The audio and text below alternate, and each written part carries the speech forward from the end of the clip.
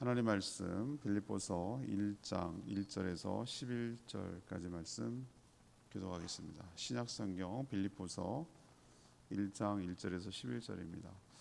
어제까지 신명기 묵상 끝나고 오늘부터 한 열흘간 6월 마지막까지 빌립보서를 묵상하게 되겠습니다. 오늘은 그 첫날입니다. 빌립보서 1장 1절에서 11절까지 교독합니다. 오늘은 6월 19일 수요일 저녁입니다. 수요일 저녁 본문 19일자 본문 빌립보서 1장 1절에서 11절까지 교독하겠습니다. 그리스도 예수의 종 바울과 디모데는 그리스도 예수 안에서 빌립보에 사는 모든 성도와 또한 감독들과 집사들에게 편지하노니 하나님 우리 아버지와 주 예수 그리스도로부터 은혜와 평강이 너희에게 있을지어다. 내가 너희를 생각할 때마다 나의 하나님께 감사하며 간구할 때마다 너희 무리를 위하여 기쁨으로 항상 간구함은 너희가 첫날부터 이제까지 복음을 위한 일에 참여하고 있기 때문이라. 너희 안에서 착한 일을 시작하신 이가 그리스도 예수의 날까지 이루실 줄을 우리는 확신하노라. 내가 너희 무리를 위하여 이와 같이 생각하는 것이 마땅하니 이는 너희가 내 마음에 있음이며 나의 매임과 복음을 변명함과 확정함에 너희가 다 나와 함께 은혜에 참여한 자가 됨이라. 내가 예수 그리스도의 심장으로 너희 무리를 얼마나 사모하는지 하나님이 내 증인이시니라. 내가 기도하노라. 너희 사랑을 지식과 모든 총명으로 점점 더 풍성하게 하사 너희로 지극히 선한 것을 분별하며 또 진실하며 허물 없이 그리스도의 날까지 이르고 예수 그리스도로 말미암아 의의 열매가 가득하여 하나님의 영광과 찬송이 되기를 원하노라. 아멘. 바울은 빌립보 교인들에게 편지하죠. 그래서 빌립보서입니다. 빌립보서는 지금 마케도니아 지역에 있습니다. 2차 전도여행 가운데 세워진 교회죠. 항상 서두에 인사를 하죠. 1, 2절이 서 인사입니다. 은혜와 평강이 있기를 빌었고요. 또 그들을 생각할 때마다 하나님께 감사드린다 이렇게 표현합니다. 복음을 전할 때부터 복음을 위해서 빌립보 교회 성도들이 일에 참여하고 동참하고 있기 때문이죠. 바울은 착한 일을 시작하신 분이 끝날 때까지 함께 하실 것이다 이렇게 권면하고 확신하고 있습니다. 바울의 마음에 그 교회 성도들이 있죠. 빌립보 교회 성도들이 있습니다. 그들을 사모하며 또 보기를 원했습니다. 또 그들이 은혜 가운데 살기를 기도했다. 이런 내용이 오늘 전체적인 스토리가 내용이 되겠습니다. 오늘 중심 질문은 이것입니다. 바울과 빌립보 교회와의 관계는 어떠합니까? 바울과 빌립보 교회와의 관계는 어떠합니까? 이것이 오늘 질문이 되겠습니다. 1절에서 5절까지가 일문단인데요. 감사하는 관계였다라는 것을 알 수 있어요. 감사하는 관계였다. 가정께서 늘 강조하는 것이 좋은 신앙은 좋은 관계다. 좋은 신앙은 좋은 관계로 나타난다. 그건 하나님과의 관계, 이웃과의 관계로 나타나는데 모든 우리는 인간은 관계로 이루어져 있죠. 근데 바울과 이 교회, 빌립보 교회는 특별히 교회라는 게 건물이 아니고 성도의 공동체라고 할 수 있겠지만 감사하는 관계였다라는 것을 오늘 말씀을 통해서 알 수 있습니다. 바울과 디모데 두 하나님의 종, 예수의 종이라고 말하죠. 빌립보 교회의 지도자들과 성도들에게 편지를 보낸다. 수신, 발신 목적이 이제 인사가 나오는 거죠. 하나님 아버지와 예수 그리스도의 은혜와 평강이 있기를 빌면서 안부를 전하는 것으로 편지가 시작이 됩니다. 지금 이 빌립보서를 쓸 때는 대부분의 학자들이 공통적으로 말하는 것이 로마 감옥에 사도 바울이 갇혀 있을 때 쓴 편이다 이렇게 다들 추정을 해요. 저도 그게 뭐 틀리지 않는 것 같고요. 그래서 옥중 서신이라고 따로 분류하기도 합니다만 그런데 빌립보 교회를 생각할 때마다 오늘 뭐라고 하냐면 항상 기쁨으로 간구한다고 그랬어요. 제가 아까 어디 있다고 그랬죠? 감옥에 있다고 그랬죠. 근데 빌립보서의 가장 키워드 자주 등장하는 말이 기쁨이에요. 기쁨. 도저히 기뻐할 수 없는 상황인데 기뻐하라. 기뻐하라. 내가 또 기뻐하노니 이런 기쁨에 대한 표현을 많이 쓰고 있어요. 왜 생각날 때마다 항상 기쁨으로 간구하겠죠. 그 이유는 사도 바울이 빌립보 지역에 복음을 전해서 세워진 이 빌립보 교회가 복음을 전한 첫날부터 지금까지 상당한 몇 년이 흘렀는데도 지금까지 복음을 위하는 일에 이 교회가 참여하고 있기 때문에 감사하는 마음을 표현하는 것이죠. 그래서 감사 기도를 하나님께 드렸고 하나님께 감사하는 거죠. 그건 하나님께서 그들을 통해서 이 일에 동참했기 때문에. 그렇지만 또 우리는 이중적인 태도를 취해야 되는 것이죠. 여러분 그 밀양이라는 영화에서 보면 어떠죠? 자기 아들을 죽인 유치원 원장 살인범이 감옥에 가서 용기를 내 가지고 용서를 해주려고 갔더니 뭐라고 그러죠? 그 안에서 저는 다 용서받았습니다. 그 대사 아직도 안 잊어버리거든요. 감옥 그 면회실에서 저는 여기서 다 평안합니다. 주님께서 다 용서하셨습니다. 뭐 이렇게 나오는 거예요. 그때 전도연 주인공이죠. 완전 돌잖아요. 그리고 막 나가기 시작하잖아요. 내가 용서 안 하는데 누구가 감히 용서? 내가 가장 내 아들이 죽었는데 이런 거잖아요. 근데 정말 신앙이 좋은 사람이라면 정말 제대로 된 신앙인이라면 우리는 이중적으로 해야 되는 것이에요. 하나님께 용서를 구하고 하나님께 용서를 받았어요. 그러면은 내가 가해자가 됐을 때 나한테 피해를 입은 당사자에게도 당연히 용서를 구하고 용서를 받는 게 맞는 거예요. 자, 그러면 그 원리 논리로 여기 들어갑시다. 감사로 변이 바뀌었어요. 자, 그럼 감사로 바뀌었으면 1차적으로 누구에게 감사해야 됩니까? 이 모든 일을 주관하시고 역사하시고 섭리하시는 하나님 아버지께 감사하는 게 마땅한 줄로 믿습니다. 그런데 그걸로 퉁치면 안 된단 말이에요. 실질적으로 도움을 주고 협력하고 이렇게 도와준 빌립보 교회 성도들에게도 감사를 표현하는 게 당연한 감사의 내용이어야 된다. 그런 태도여야 된다. 오늘 말씀을 통해서 그것을 가르쳐주고 있는 거예요. 은혜를 받고요, 한 번은 반짝 잘할 수 있어요. 그러나 꾸준히 복음을 전하는 일에 동참하기가 쉽지 않아요. 여러분 진정성은 어디에 있다고 생각합니까? 막 기분이 들떠가지고 기분 막 좋아가지고 막 이렇게 했는데 금방 또 시들어져가지고 마음 변심하고 또 뭐 이제 형편이 안 돼서 못 하겠어요. 뭐 이렇게 하는 사람들 있더라고요. 근데 그렇게 안 하는 사람보다는 100배 낫죠. 근데 우리는 신중해야 되고 한 번 시작했으면은 끝까지 같이 가야 되는 게 맞아요. 이게 하나님의 뜻이라고 판단했으면 같이 가는 것이죠. 저에게도 여러 가지 후원을 받기도 하고 후원을 하기도 하는데 선교사를 후원하기를 결정하고 선택할 때 신중해야죠. 책임을 져야죠. 그리고 한 번 시작한 일을 끝까지 가야죠. 처음부터 부담스럽게 시작하면은 나중에 오래 못 가요. 작지만 물질은 상징적인 것이에요. 관계를 맺기 위한 도구고 끈이에요. 그게 중요하지 않아요. 주의 일은 물질로 하는 게 아니에요. 물질 필요해요. 그렇지만 물질로만 하는 거 아니에요. 갖다 막 선교비를 들어붓는다고 해서 선교 잘 될 것 같아요? 천만의 말씀입니다. 오히려 선교사들 타락시키고요, 선교지 배내놓습니다. 선교할 때 물질이 있어야 되지만 물질로만 하는 건 아니에요. 그거 우리가 늘 명심해야 되는데, 그렇지만 그 왜 물질이 있어야죠. 어떻게 어떤 일을 하는 데 있어서 필요하죠. 그거는 뭐냐면 마음이 가게 하기 위한 것이죠. 마음을 연결시키기 위한 끈이죠.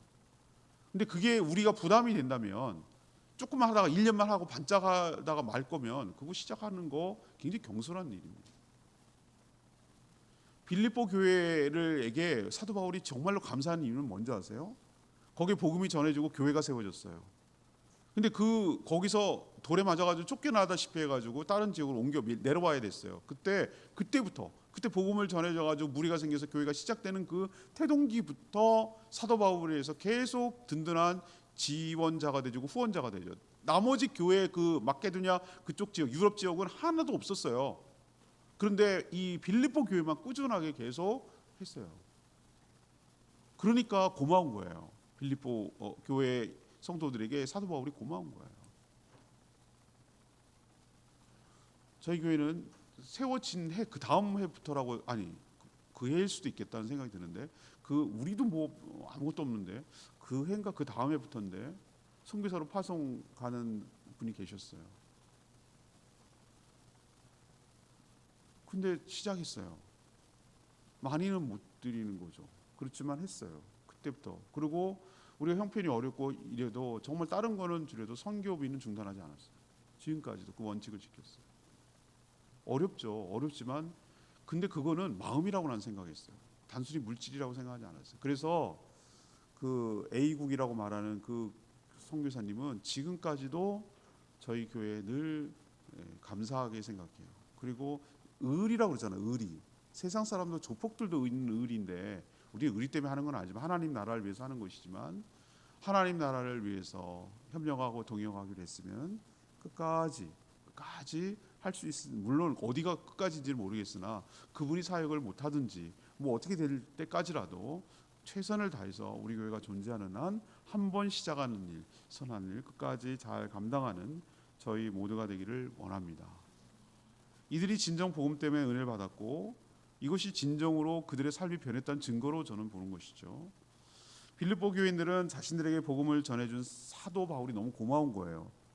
이 복음의 진수를 알기 때문에 여기까지 와서 들어와 있어 뭐라고 그랬어요? 오라고 들어와 그런 거 내 농담했잖아요. 거기서 마케도니아로 건너오라고 우리 건너와서 도우라. 그래서 거기 온 거잖아요.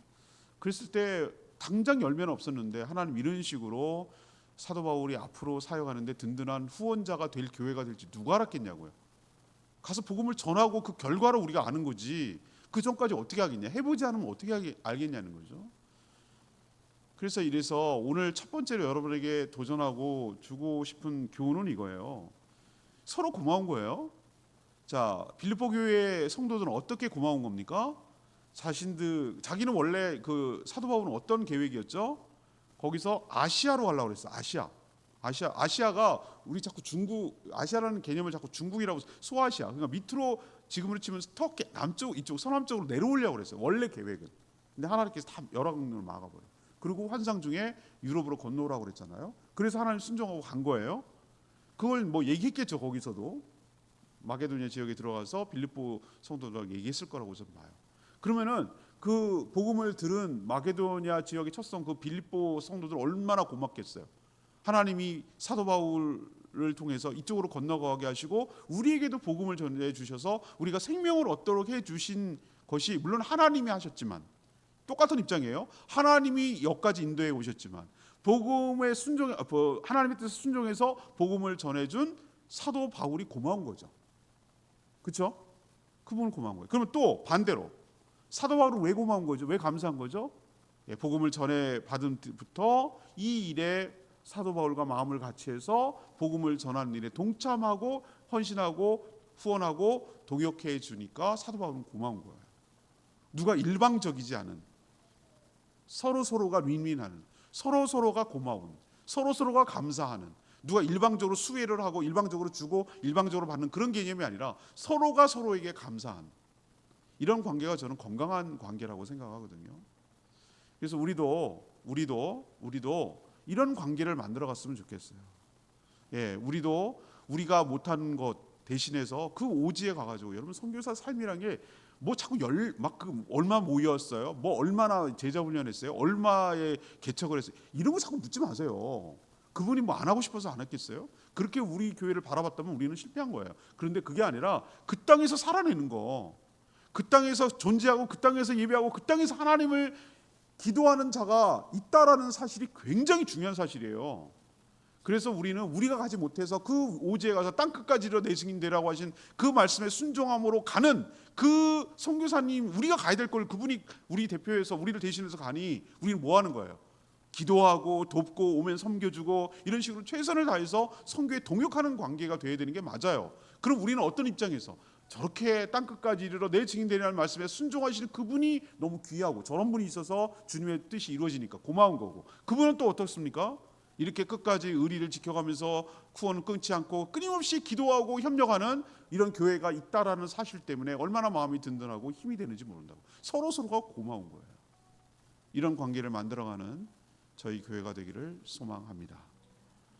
자, 두 번째 얘기를 합시다. 6절에서 8절까지가 두 번째 문단인데 6절에서 8절 사모하는 관계다.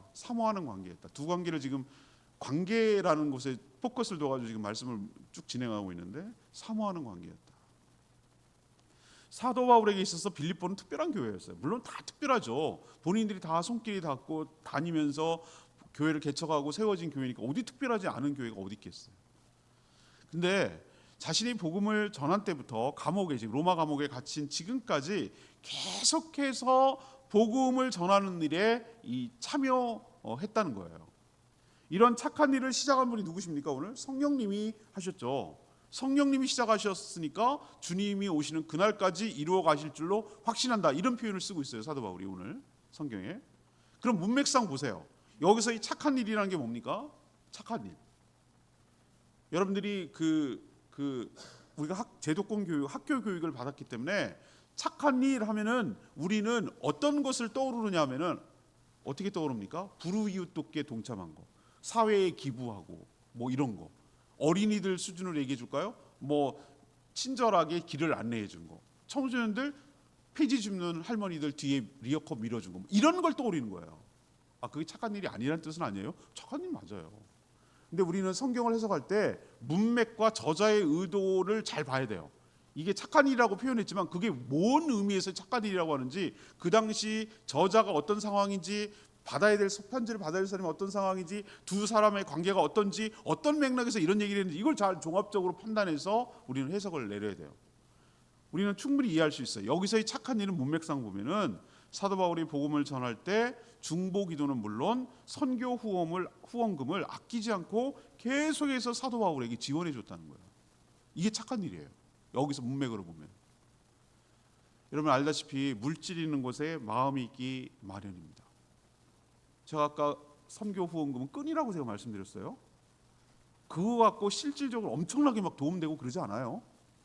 근데 뭐가 중요합니까? 그건 둘 사이를 잇는 끈이에요. 잊지 않고 계속해서 기도하게 하고, 그분은 또 계속해서 우리가 후원교회니까 계속해서 편지를 보내고 소식지를 보내고, 우리는 또 그걸 보고 계속 기도해주고, 이런 관계. 또 귀국해가지고 여기 오면은 또 최선을 다해서 돕고 섬겨주고, 필요하다는 무슨 얘기 있으면은 그걸 위해서 기도해주고, 또 우리가 할 수 있을 만큼 도와주고, 이런 거를 연결하는 끈이라고, 끈. 왜 우리도 연날릴 때 끈 떨어졌다고 그러잖아요. 그건 연 맘대로 그냥 가는 거잖아요. 끈이잖아요, 끈. 그런 같은 역할을 하는 거예요. 그래서 사도 바울은 자신을 향한 빌립보 교회 성도들의 마음을 이걸로 알 수 있는 거죠. 한 번 할 수 있다고 그랬어요. 꾸준히 하는 게 쉽지 않다고 그랬어요. 그래서 사도 바울은 자신의 마음 속에 그들이 항상 있노라고, 이 서두에, 이건 빈말이 아니라 진짜로 그 감사한 마음, 특별한 마음이 있기 때문에 이런 표현을 쓰는 거죠. 그리고 사모하는 마음으로 간절히 다시 보기를 사모한다, 이런 표현을 쓰고 있어요. 우리도 보면 정말 아끼고 사랑하는 사람이면 어떻습니까? 네, 다시 보기를 원해요. 그렇지 않겠어요? 또 보기를 원하고 그립고 정말 오기를 원하고, 또 거꾸로 그 선교사님이 다시 오기를 바라고 또 와서 얘기도 해주기를 바라고, 그런 관계가 형성되는 것이죠. 여러분 사람을 보는 거랑 안 보는 거랑 정말 얘기가 다릅니다. 어쨌든 간에 얼굴 보고 그래야지 돼요. 그래서 제가 우리가 후원하는 분들이 제주에 오면 꼭 오시라고, 인사라도 드리고 하시라고 이렇게 기회를 주고 하는 이유는 대면을 해야 돼요. 얼굴을 봐야 되고, 같이 밥을 물론 다 여러분과 밥 먹을 수는 없지만, 만약 1대1로 매칭됐으면 이렇게 같이 식사할 시간도 갖자고 여러분들이 스스로 얘기해야 되고, 또 뭐 선물도 좀 드리고 이렇게 해야 되는 거예요. 그래야 마음이 가는 거예요. 사람 얘기해보고 만나고. 그리고 우리 박태현 우리 목사님, 동기 목사님 여기 계시지만 다 가봐야 돼요. 가서 무슨 우리가 뭐 엄청 단기 선교를 하고 엄청 하는 게 아니라, 그렇게 하면 너무 부담스러우니까 그냥 우리가 후원하는 선교지를 방문한다는 거예요. 방문해서 그분이 어떤 사역을 하고 있는지 보는 거예요. 보는 것만 해도 마음이 확 달라져요. 그 땅을 밟아야 되고요. 그 땅에서 사람들이 어떻게 살아가는지 피부로 느껴봐야 돼요. 기후도 느껴보고, 음식도 느껴보고, 말도 느껴보고, 여러 가지 사람 사는 걸 보고, 그분이 사역하는 걸 어떤 건지 현장을 보면 마음이 많이 달라져요.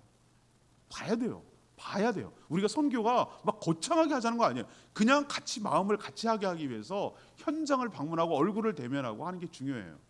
그래서 사도 바울이 뭐합니까? 이 둘이 너무 고마우니까, 너무 사모하는 마음이 있으니까 진심으로 다시 보기를 원해서, 그때 막 쫓겨가다시피 막 사도행전 보면은 막 그렇게 도망치듯이 빌립보를 떠나야만 했거든요.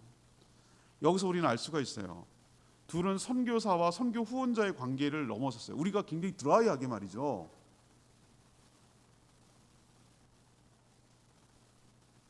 여러 가지 소나 무슨 양을 사육하듯이 여러 마리 중에 하나, 여러 후원하는 선교장이 하나, 우리 교회가 막 30명 한다 그러면 30명 후원하는 교회 명단 하나, 소가 100마리다 그러면은 내가 먹이 줘서 팔아먹으려고 그냥 먹이를 키우는 소 중에 하나, 이런 관계가 아니라 둘은 후원자와 선교사의 관계를 넘어서 진심으로 아끼고 사랑하는 관계까지 나가는 것을 볼 수가 있는 것이죠. 이 특별한 관계. 마치 파송교회는 주파송교회는 안디옥 교회지만 여기가 중도에 세워진 교회지만 이 빌립보 교회가 특별하게 사도 바울을 생각해서 끝까지 후원했고, 사도 바울도 그것이 너무너무 고마워서 그들을 사모하고 내가 꼭 갈게, 내가 꼭 들릴게 이렇게 말하는 것을 볼 때 굉장히 둘이 사랑하는 관계였다, 사모하는 관계였다.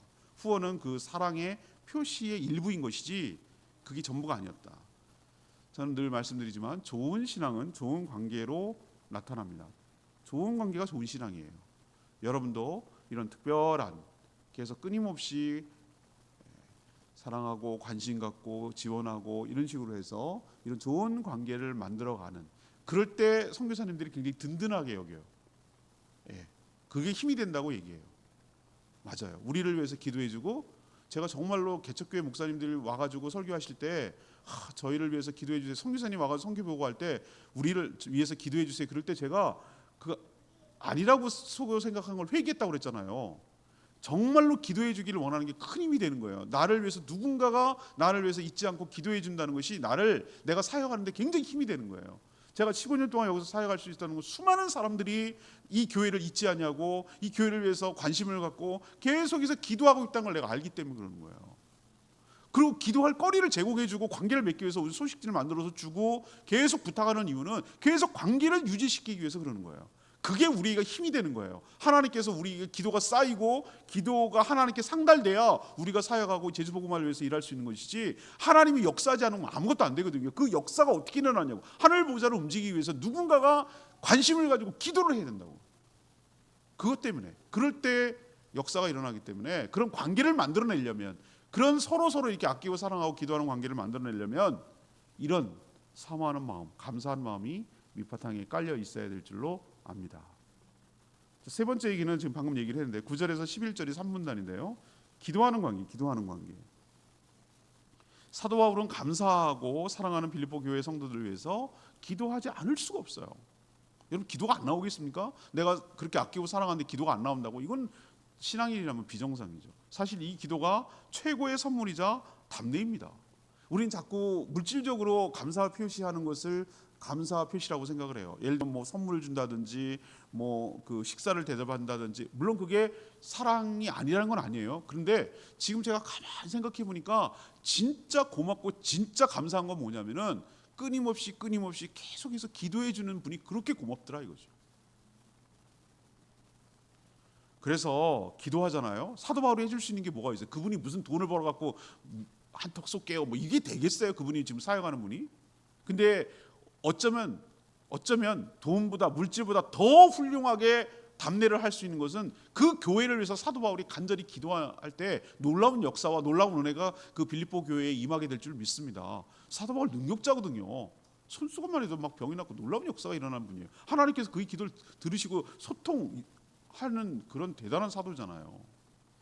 그래서 빌립보 교회 성도들한테 기도하는 내용이 이런 거예요. 사랑이 나날이 커지고 또 그 사랑으로 더 풍성한 지식과 통찰력을 갖게 되기를 원합니다 라고 기도하고 있어요.